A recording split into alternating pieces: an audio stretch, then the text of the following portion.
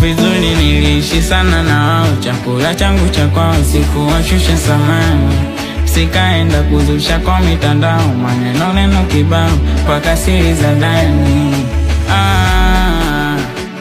Alifanya katukana kwa kutangaza kwamba mimi mbaya. Mazuri yote nilofanya ina maana malipo yake naweza rafiki atanifaa kwa ziki, kumbe rafiki mnafiki yanifai. Ndo maana ukanisaliti ukaona kipata hiti nitapendwa na mashabiki wote boy, ila naamini wane